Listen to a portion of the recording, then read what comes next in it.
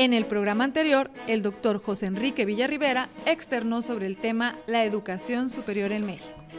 Más allá de avanzar en los próximos años en estas políticas que comentas, Estela, de consolidar el tema de la economía del conocimiento basado en la ciencia, la tecnología e innovación, tenemos que reflexionar sobre cómo hacer para que ese conocimiento se transfiera en beneficio de los que menos tienen en este país, que es la mitad de la población, y por supuesto en beneficio del crecimiento económico. Me parece que ahí son temas que tenemos que seguir avanzando, discutiendo de manera colegiada. Cuando se intenta convencer, que se hace con quienes toman las decisiones en cuestiones de recursos económicos, quienes toman las decisiones en el Congreso, entienden perfectamente el tema de por qué hay que invertir en educación superior, en ciencia, tecnología e innovación, pero en el momento de traducirlo en decisiones en relación a gasto público, la cobija entiendo que no alcanza para todos, y eso significa que no se toman prioridades, que no se define una prioridad específica vista como un proyecto estratégico de corto, de mediano y de largo plazo. Que invertir en educación superior, insisto, ciencia, tecnología e innovación, debe ser la columna vertebral de su política de desarrollo social y desarrollo económico del país. La innovación vista como el extremo de la investigación, del desarrollo tecnológico, no resuelve en el corto plazo, hay que entender también eso, los problemas financieros que tiene el país. Pero es la única manera que en el mediano plazo, de manera sustentable, va a permitir que el crecimiento económico se dé, que el crecimiento económico se pueda consolidar. Curiosamente, México está avanzando, está creciendo en el número de publicaciones científicas, pero también va disminuyendo esa participación de generación de conocimiento en la región. Y eso, la única explicación que tenemos es de que hay otros que van más a prisa. Y esos otros es uno, es Brasil, que va creciendo de manera mucho más rápida en la región. Estamos dando los primeros pasos, me parece, Elia, para el futuro. Hay programas que están incentivando en el CONACYT, en otras entidades del gobierno federal, para apoyar a las empresas que hacen una relación con un centro de investigación, con una institución de educación superior, para trabajar de manera conjunta en un tema de innovación. Innovación tiene que ver con un esfuerzo conjunto entre quien genera conocimiento y quien lo utiliza para llegar en mejores condiciones al mercado, si no, no es innovación. Innovación tiene que ver con mejorar procesos, mejorar productos, rediseñar los mismos, etcétera, para que tenga una mayor competitividad. Esos programas actuales están teniendo beneficios, pero apenas acabamos de empezar. Solamente por señalar el programa de estímulos a la innovación que coordina el CONACYT, estamos en nuestro 4º año, estamos iniciando un esfuerzo.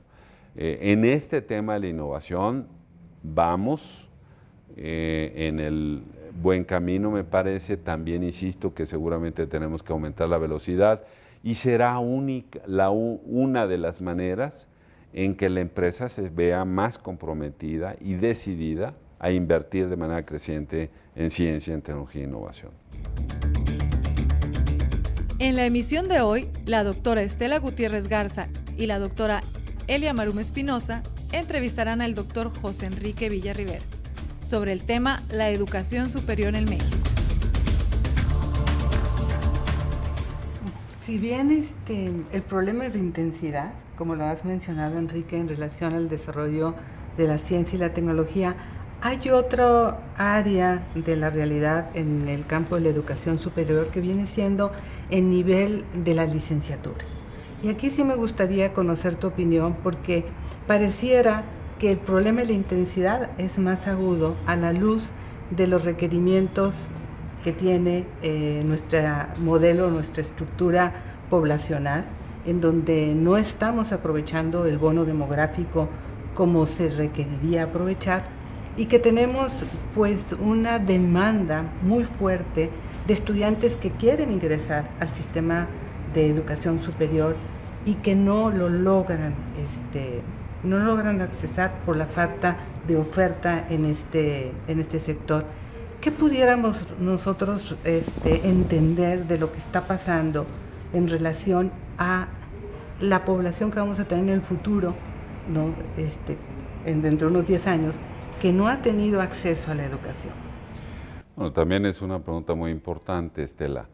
Estamos hablando de una sociedad basada en el conocimiento. Y la paradoja importante, la paradoja en nuestro país es de que no estamos haciendo todo lo necesario y hasta lo imposible porque los jóvenes accedan al conocimiento. O sea, nunca vamos a tener una sociedad basada en el conocimiento con estos problemas estructurales que tenemos. Como ustedes saben, ahora 33 por ahí de cada 100 estudiantes, 100 personas, 100 jóvenes en edad de estudiar la educación superior tienen acceso a la educación superior. Un poco más del 65% de jóvenes en edad de ingresar a la educación media tiene acceso. Ahí hemos avanzado un poquito más. Un país como el nuestro, que tiene aproximadamente la mitad de su población viviendo en condiciones de pobreza, no puede tener futuro si no logramos que los jóvenes que tengan competencia, por supuesto, la universidad es para los jóvenes que tienen posibilidad de acceder a la universidad y que la sociedad le debe garantizar que accedan siempre y cuando tengan las competencias necesarias para poder desarrollar estudios universitarios. Estos jóvenes no deberían de quedarse sin tener un espacio en la educación superior. Por lo tanto, un esfuerzo extraordinario que tenemos que hacer es cómo aumentar la cobertura de la educación superior, cómo avanzar a estándares como lo tienen otros países.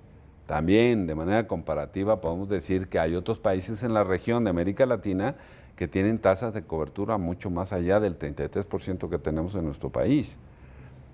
Cómo hacer las inversiones necesarias y además de calidad para generar espacios universitarios que permitan aumentar o posibilitar el acceso a los jóvenes que tienen competencias para la educación superior. Me parece que ese es un reto extraordinario si queremos avanzar en establecer, en arraigar en nuestro país este nuevo esquema de desarrollo social o desarrollo económico que son las economías basadas en el conocimiento.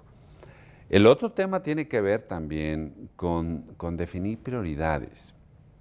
Si tenemos que abrir espacios universitarios en todas las áreas, con todos los perfiles, o tenemos que visualizar el futuro y revisar cuáles son los recursos humanos de calidad que requiere este país para alcanzar ese futuro. ¿Cuál es el México que necesitamos de aquí a 25 o 50 años inclusive? ¿Y cómo debe el Sistema Nacional de Educación Superior reaccionar ante ese futuro deseable para construir en esa autopista las posibilidades de que lo alcancemos? Las preguntas que siempre nos hacemos, ¿es conveniente o no abrir más programas de formación de ciertas profesiones que están saturadas y que están incluso subempleadas? Jóvenes que salen de la educación superior y que no encuentran un trabajo, por supuesto. Por supuesto, esto tiene que ver con el grado de desarrollo de nuestro país, con el crecimiento económico. Efectivamente, las universidades no son responsables de generar empleos. Eso no es su función.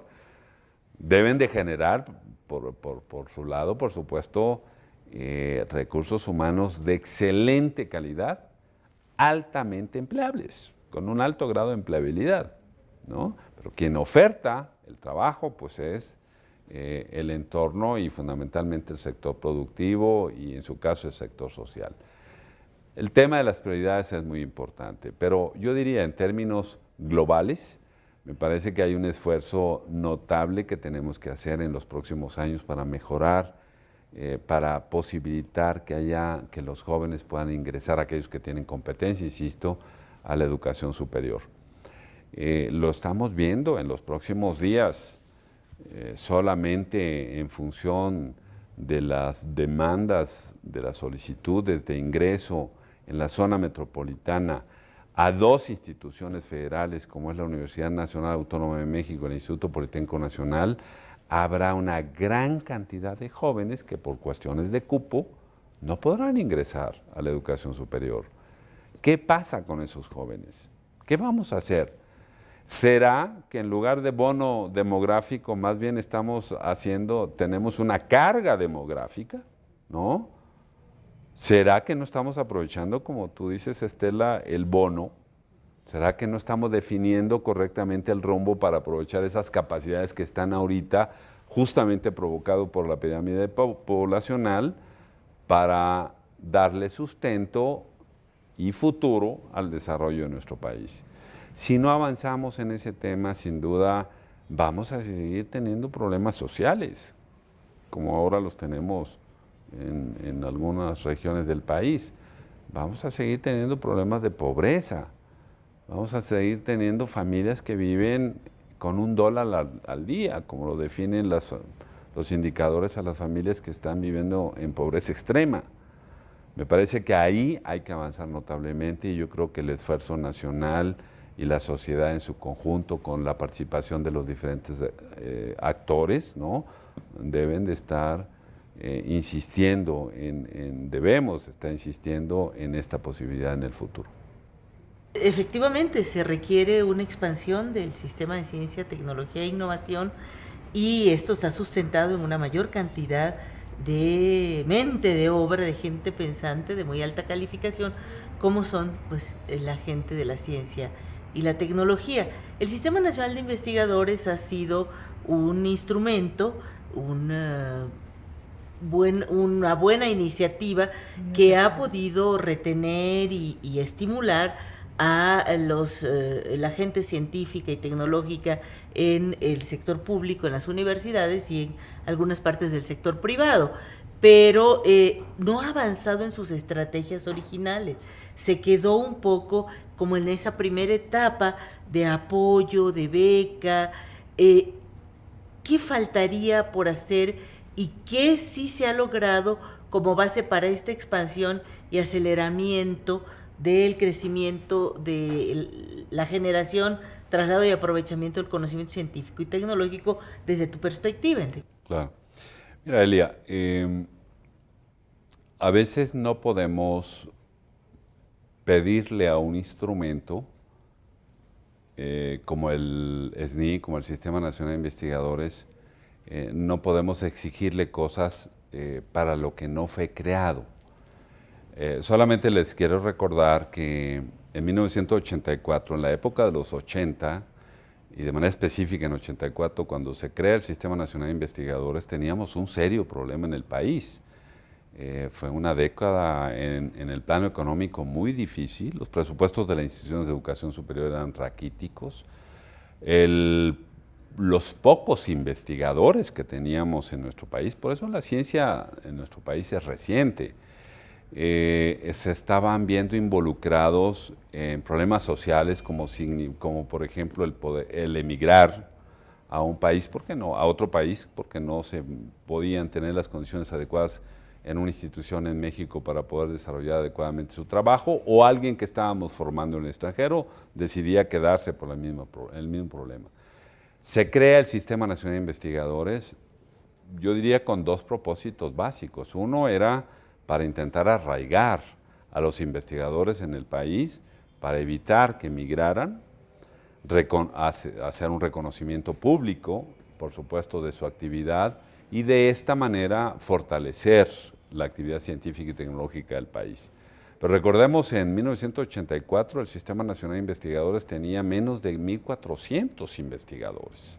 Eso era la capacidad científica del país. Teníamos un puñado de investigadores y concentrados en 2 o 3 instituciones. No teníamos un desarrollo adecuado.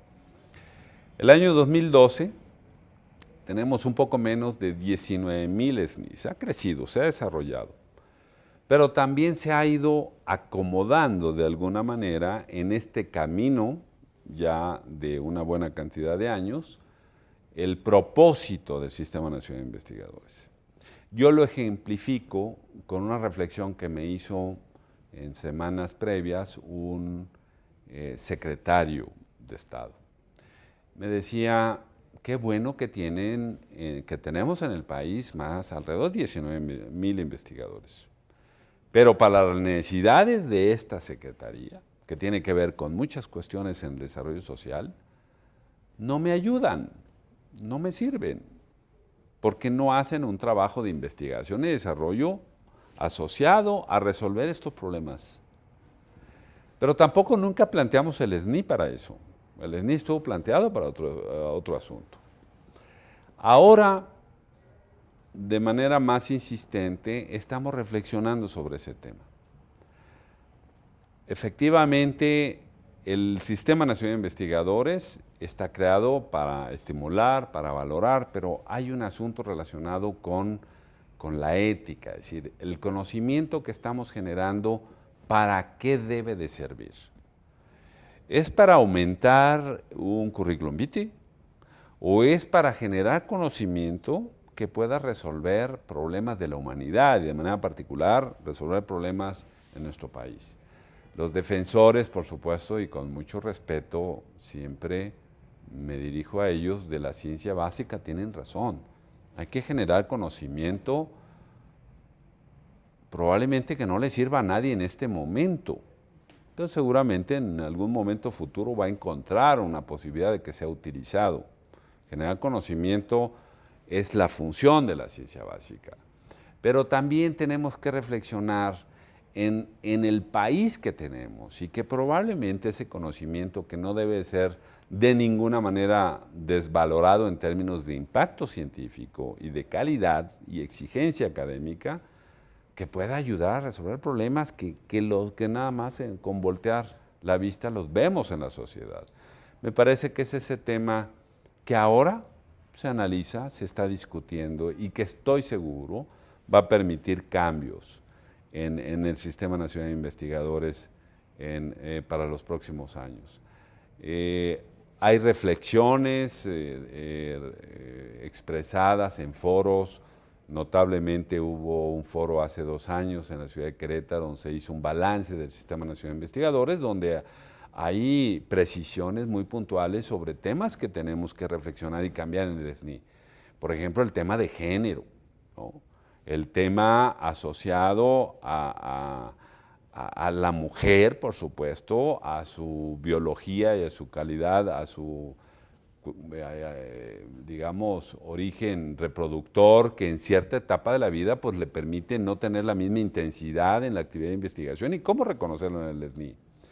El tema asociado a las ciencias sociales, cómo reconocer el trabajo científico que se genera desde las ciencias sociales, que no lo tenemos muy claro. El tema de las humanidades en su conjunto, el tema de la tecnología, cómo reconocerlo en el trabajo de un investigador. Es decir, como esos hay muchos que tenemos que discutirlo, por supuesto, hay que discutirlo, analizarlo y llegar a consensos y hacer los cambios respectivos. Quizá concluiría esta pregunta en el sentido de que más allá de estos problemas, el Sistema Nacional de Investigadores ha sido un instrumento fundamental para fortalecer la capacidad científica en las instituciones de educación superior, en los centros de investigación, fortalecer la calidad del posgrado, que es la única manera de replicar la experiencia y la formación que tiene un investigador, para mejorar la calidad de la educación superior en términos generales y para tener una masa crítica creciente y más importante. Por eso, en nuestro país en la capacidad de generar conocimiento, ¿no? Enrique, uno de los temas que creo que están presentes, aunque no lo hayas mencionado, en esa visión a futuro, en este proceso de construcción de un proyecto de nación, seguramente está la realidad que vivimos de la crisis ambiental y cambio climático. ¿Qué lugar ocupa para el CONACYT el campo de conocimiento del desarrollo sustentable en la definición de estos temas o estas áreas estratégicas en las cuales el CONACYT va a marcar el rumbo a seguir en el país? Bueno, yo te diría que, por supuesto, reconociendo que es un tema fundamental para garantizar la vida de las próximas generaciones, por supuesto, en nuestro país y en el mundo, es todo el tema relacionado con cambio climático, con desarrollo sustentable, y obviamente eso debe de encontrar su relación directa en las políticas que establece el propio Consejo Nacional de Ciencia y Tecnología para la formación de recursos humanos, por ejemplo, en las becas, o para el desarrollo de actividades de investigación a través de las convocatorias específicas que tiene el Consejo.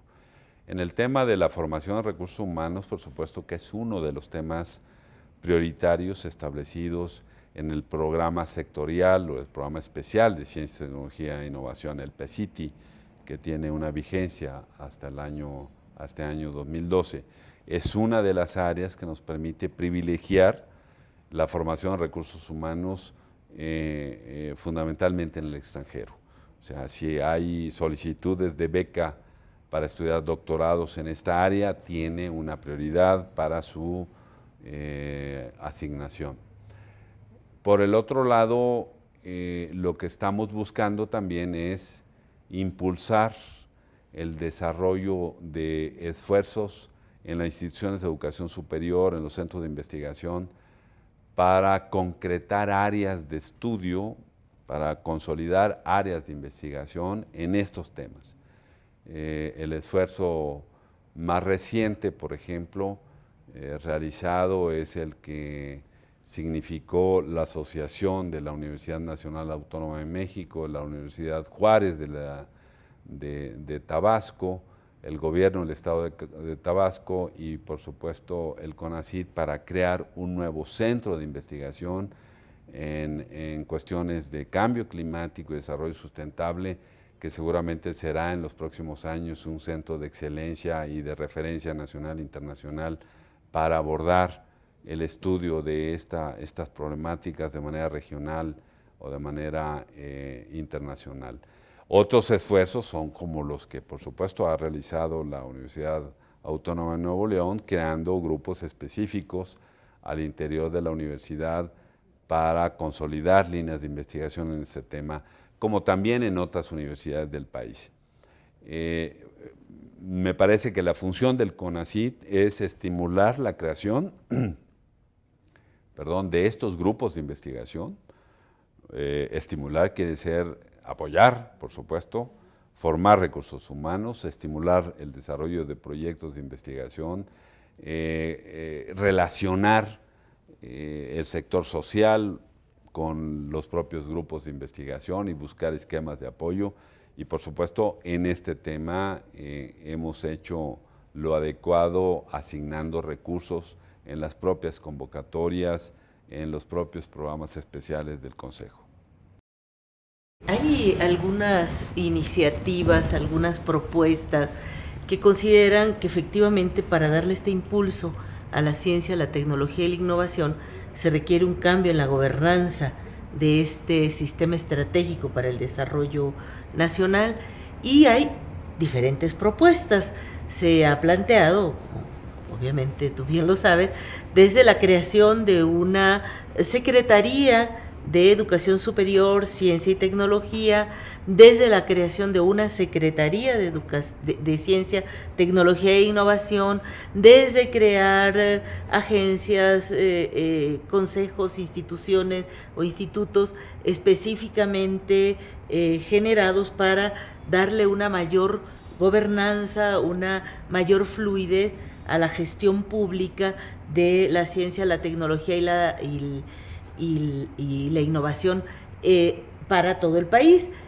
Supongo que habrá algunos correlatos para este intento de generar los consejos estatales de ciencia y tecnología, que si se da un cambio nacional tendrán que cambiar ahí. ¿Cuál es tu opinión de estas propuestas que vienen de los sectores tanto educativos como científico-tecnológicos interesados en darle una mayor gobernanza al sector? Mira, me parece, Elia, que por supuesto que mejorar la gobernanza o la gobernabilidad del subsistema de educación superior, ciencia, tecnología e innovación para que sea mucho más eficiente, que impacte de mejor manera en la sociedad, que impulse el fortalecimiento en las universidades, en los centros de investigación, su relación con otras universidades o centros de investigación también en el mundo, es importante. Es decir, revisar la gobernabilidad es necesario. Me parece que es un tema que hay que estar, es un tema que tiene un continuum, es decir, esto no es un tema nunca acabado, hay que revisar qué pasa en el mundo, cuáles son los problemas estructurales que tenemos en México y cómo podemos mejorarlos. Me parece que sí hay que revisarlo, me parece que hay que ver de qué manera se puede impactar más estas propuestas que se ha generado por diferentes organizaciones en nuestro país, notablemente la NUYES, que propone la creación de una Secretaría de Educación Superior, Ciencia, Tecnología e Innovación, la DIAT y otros organismos que proponen la creación de una Secretaría de Ciencia, Tecnología e Innovación. Hay que estudiarlas y hay que ver qué impacto tienen. Pero yo te diría, más allá, por supuesto, de hacer esto, que hay que hacerlo, analizar cómo las interacciones entre los diferentes actores del sistema tienen que eficientarse, mejorando la gobernabilidad o la gobernanza. Me parece que lo que hay que insistir es que en el Ejecutivo exista una clara visión, una clara convicción de que el tema de educación superior, ciencia, tecnología e innovación debe de ser un tema fundamental para el desarrollo de la política pública y su concreción en los programas para el desarrollo social y el desarrollo económico del país. Si esto no pasa, si el titular del Ejecutivo no le hacemos entender que es fundamental que los esfuerzos de consolidar la actividad científica y tecnológica y de innovación en nuestro país para desarrollar la economía y para mejorar las condiciones de vida de la población y no lo podemos hacer valer, pues podemos crear una secretaría. Mejorará, por supuesto, algunos aspectos, la integración con las universidades, con los sectores, con industriales, con las otras secretarías de Estado, pero será parcial y probablemente conduzca incluso a que se genere mayor burocracia. Me parece que los dos aspectos tienen que ir aparejados. Yo creo que lo fundamental es, en la medida en que el titular del Ejecutivo y su gabinete entiendan la importancia de este tema, en esa misma medida seguramente podemos hacer cualquier modificación, transformando las estructuras que ahora tenemos, siempre pensando en cómo mejorarlas, ¿no? Salvo tu mejor opinión, me gustaría una última reflexión. Como director general del Consejo Nacional de Ciencia y Tecnología, ¿cuáles fueron los principales retos que afrontaste y cuáles vislumbras que serán tus principales logros de tu gestión? Por supuesto, como director general de CONACYT, tenemos un poquito más de 1 año y 3 meses en su dirección. Afrontamos, por supuesto, una realidad en la operación del Consejo, proyectos en curso, programas en curso, trabajo cotidiano del personal del Consejo, la relación con las universidades, los centros de investigación, con las empresas, etc. Mi propuesta fue, en primer lugar, como ha sido siempre en las responsabilidades que he tenido, es revisar, analizar las cosas que funcionaban bien. Y las cosas que funcionaban bien, pues en lugar de que le ponga uno piedritas en el camino, hay que fortalecer para que sigan funcionando bien, para que tengan más impacto. Y analizar aquellas que no estaban funcionando tan bien y tratar de reorientar estas funciones, ¿no? Por ejemplo, yo diría que en estos meses de gestión hemos eficientado los procesos. Al inicio de mi gestión traíamos un rezago importante en el tema de los proyectos de investigación en ciencia básica, por ejemplo, ¿no? Se estaban formalizando proyectos que se habían apoyado 2 o 3 o 4 años antes. Hemos regularizado y eso tiene que ver con cómo operaban los esquemas de financiamiento a los proyectos de ciencia básica. Otro tema que ha sido importante es cómo eficientábamos e incrementábamos, por otro lado, nuestra capacidad para formar más personas a través del posgrado, a través de las becas a nivel nacional y a nivel internacional.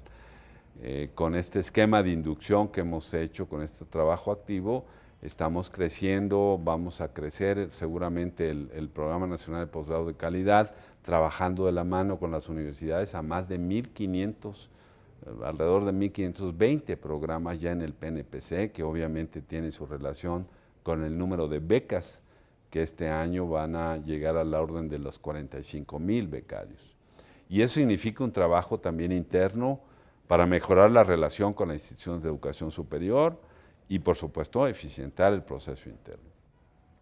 Pero también nos enfrentamos a un esfuerzo que se había realizado en el pasado de establecer fondos sectoriales, una excelente idea que se le ocurrió a uno de los antecesores en el CONACYT, de establecer esquemas de corresponsabilidad con las secretarías de Estado, con los gobiernos de los estados e incluso con un par de municipios. Y aquí encontramos que también teníamos que hacer un esfuerzo por mejorar el desarrollo de estos programas de investigación, eficientando los procesos, en donde curiosamente teníamos una buena cantidad de recursos ahí invertidos en los fideicomisos respectivos con cada uno de estos sectores. Uno de estos es donde también hicimos lo necesario por transformar el uso del recurso. El Consejo Nacional de Ciencias y Tecnología, conjuntamente con CENER y con Petróleos Mexicanos, operan un fondo denominado Fondo CENER CONACYT de hidrocarburos, establecido en la modificación que se hizo a la ley de Petróleos Mexicanos, que curiosamente es el activo en términos de investigación de desarrollo tecnológico para un propósito dado más importante que tenemos en este momento, porque es un fondo que se alimenta todos los días por cada barril de petróleo que se produzca. Una partecita de eso va a alimentar ese fondo. No depende de la buena voluntad de la Secretaría de Hacienda y del Congreso, de la Cámara de Diputados. Es un fondo creciente mientras la ley permanezca. Y nos encontramos de que teníamos que hacer una modificación a fondo para lograr el desarrollo de grandes proyectos que permitieran impactar en las líneas de negocio de Pemex, fundamentalmente en el tema de exploración, producción de hidrocarburo, de petróleo o de gas, transformación del mismo y el tema de la subsidiaria justamente de gas y petroquímica. Estábamos apoyando efectivamente proyectos muy chiquitos y ahora hemos logrado el establecimiento de bases de coordinación con CENER y con Petróleos Mexicanos para hacer grandes proyectos, megaproyectos, proyectos del orden entre 350 y 500 millones de pesos. Incluso tenemos uno que seguramente de ser aprobado será financiado por más de 2,000 millones de pesos, que no habíamos hecho y que teníamos el recurso, y lo tenemos todavía. Pero al hacer ese proceso de cambio, que era uno de mis retos, de los logros que te señalo ahora, estamos concretándolo y estamos a punto de asignar los primeros proyectos. Eso es uno de los logros seguramente más importantes. Hemos continuado y establecido desde prácticamente el primer día de mi gestión una buena relación con la comunidad científica. Por supuesto con la Academia Mexicana de Ciencias, con el Foro Consultivo, con la Academia Nacional de Medicina, con la Academia de Ingeniería, con las principales organizaciones del país que agrupan a la mayor cantidad de científicos.